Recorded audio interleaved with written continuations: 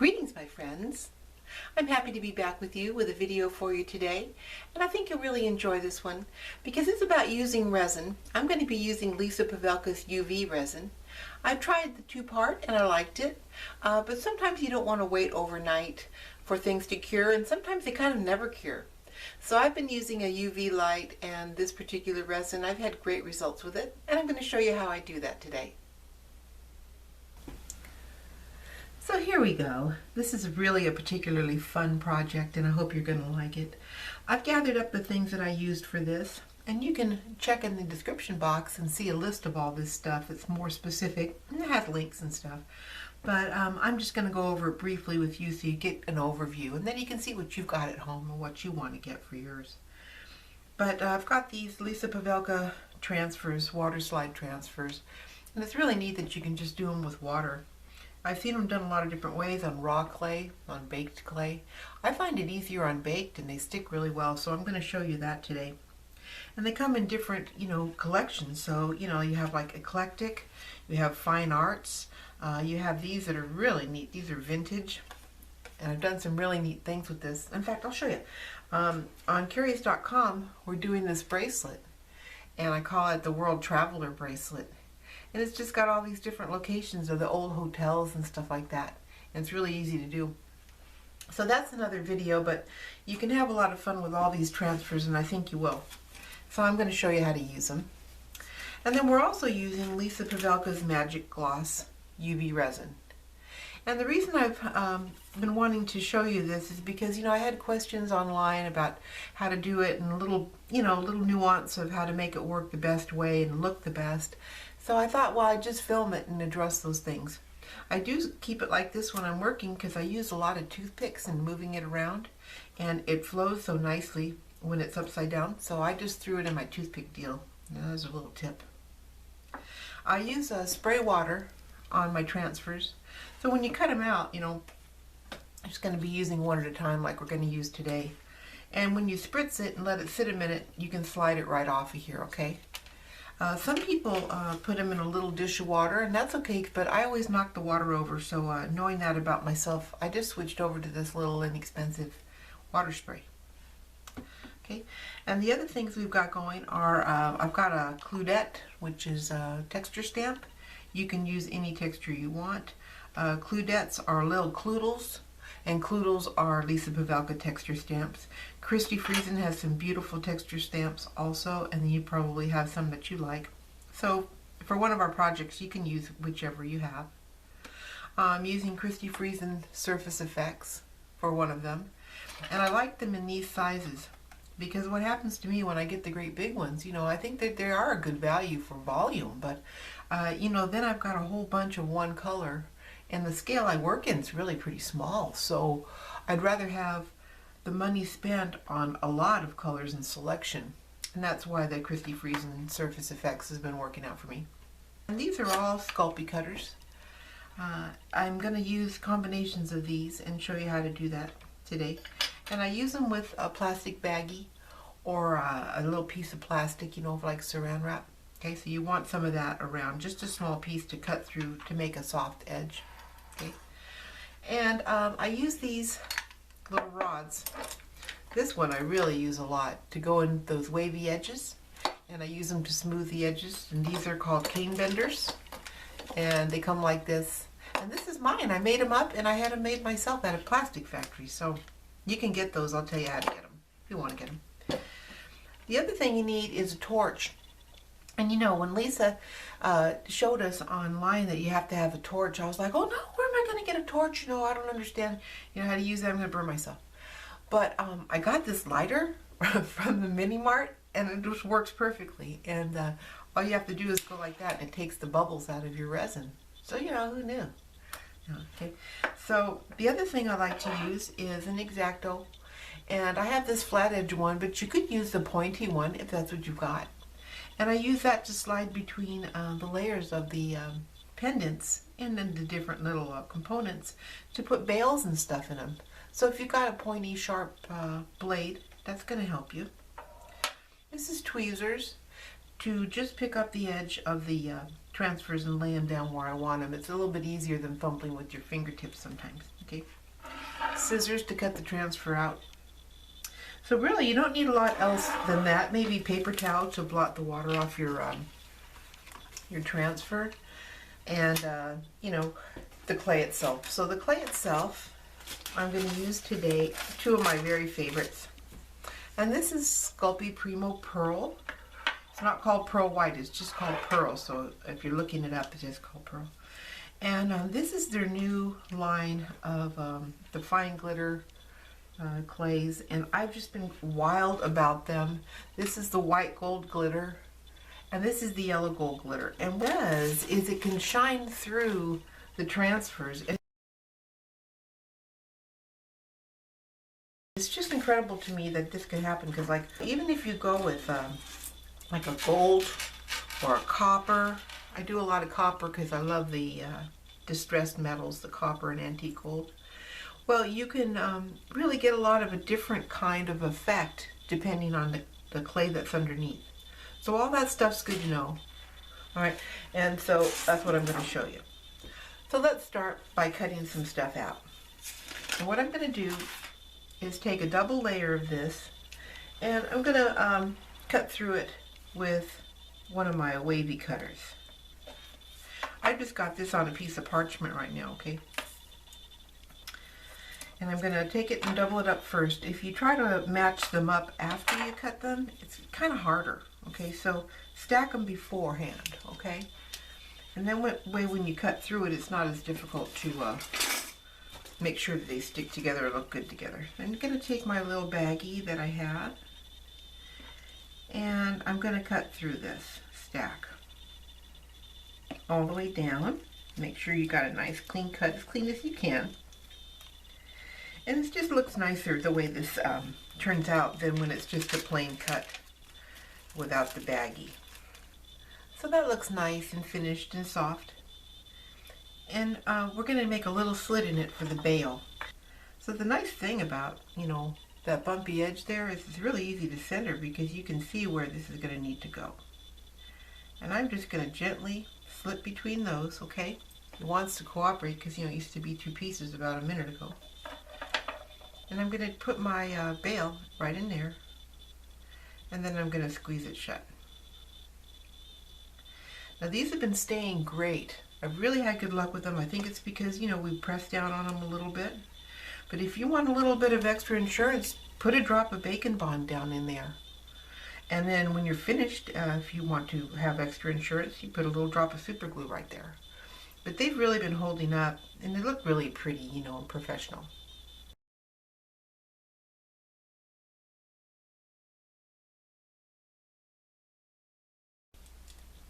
So for this one, I spritzed it with a little bit of water, and we're going to use our texture sheet.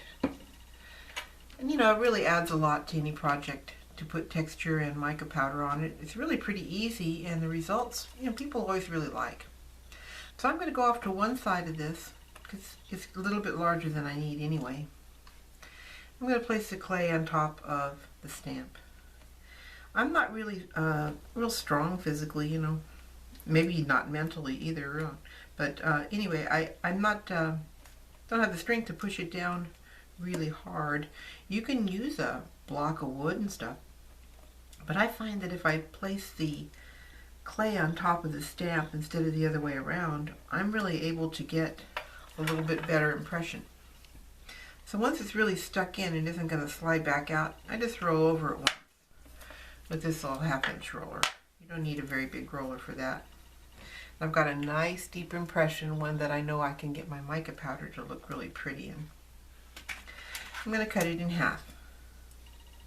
Now I've got my pretty texture on there, and I'm going to cut through it with the baggie. And I'm going to make this one into a teardrop. So it really lends itself to the pattern. I think I'm going to go off to one side a little bit. And this is a fun time because you're really just choosing what you think is the prettiest in your stamp. You get to use the part that you really like. And go ahead and cut. And you put a little pressure on that. Make sure you don't have to, you know, pry it out of there, right? Take off your baggie. And that's really pretty. Now, the cutting through the baggie does soften the edge of the design, but I like that. Now, if you've got design on the edge that you're really trying to preserve, you don't have to use your baggie every time. You know, that's up to you. I kind of like the way it fades away. So for this one, I'm going to do my mica. And I'm going to start with some blue and put it where I want it to be.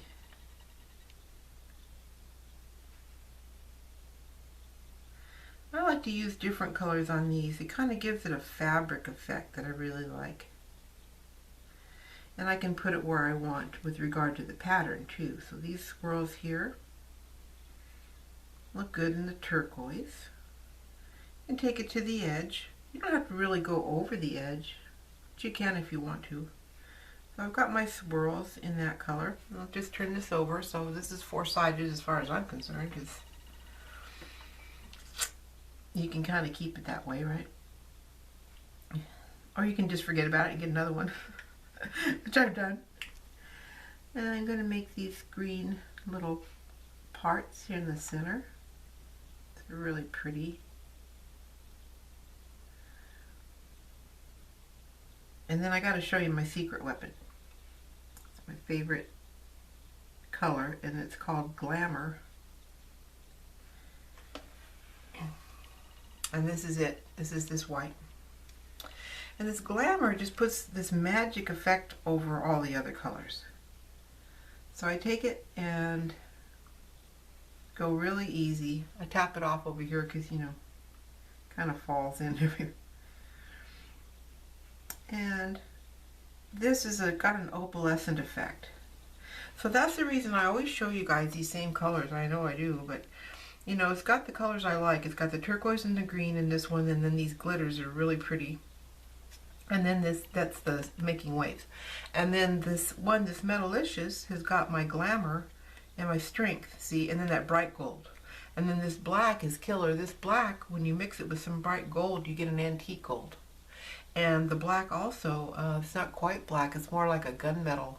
So it can give you like a hematite effect. It's really, really neat. So those two are my favorites. They have lots to choose from, you know, so you know what you want to do. So I've got this right about the way I want it. And I'm going to use a different kind of bail. So this is nice, and the top makes it interesting. And you can use just an eye pin or just a piece of wire, or sometimes I'll take an earring finding. And the reason I like to use an earring finding is to take off that little spring, see, little thing, is because I like that little ball on the edge, and it kind of gives it a finished look. So you can just take your wire cutters and cut the edge off of that, and then just make the tiniest hook on the edge, like this. And that hook will really hold that in there forever and ever. And take the hook and stick it up in there. Make a little pilot hole first so that you don't, you know, distort it too much. I use this corner right here. So now I can take my earring finding and I can poke it up in there. And now you've got a place to hang your little charm. And that's what we're going to do with this one. So let's bake these up, and we'll go forward with our transfers and resin. So you flip this over and you saturate it with water. You want to make sure it's got a good amount of water on it so there's no dry spots. And it takes about 30-40 seconds to release from the paper. So now it's coming off nicely. And I noticed that Lisa lays hers down like this and pulls the paper off to one side, and that works really well. Or if you have a more tricky placement, you can pull it off and hold on to it with a pair of tweezers. So either one of those methods works pretty well, but the most important thing is to make sure that you don't have bubbles underneath it. When it's just about the way you want, just push the bubbles out. Make sure it's nice and smooth.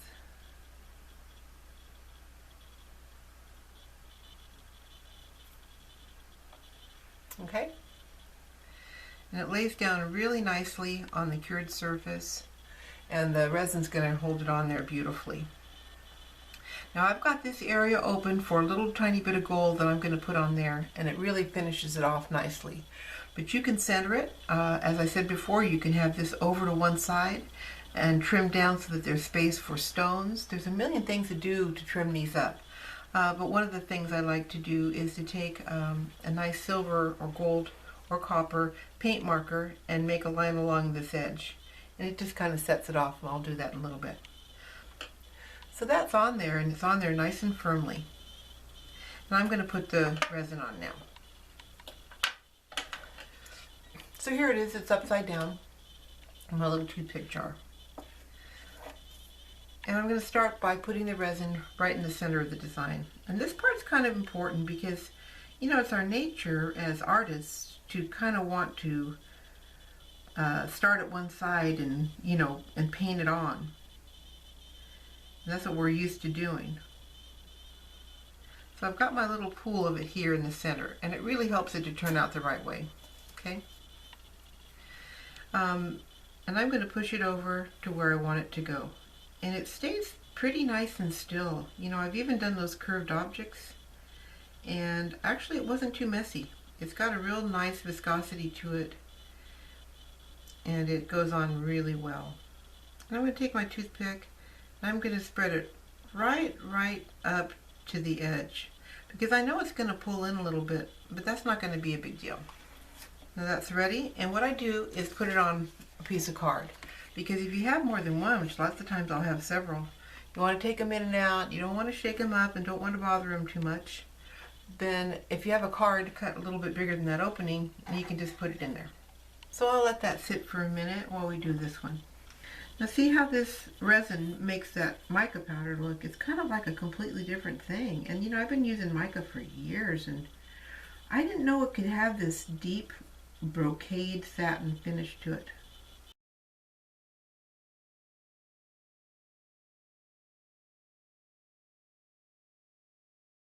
Okay, so that looks nice. And what I was saying about the lighter, you just go like this.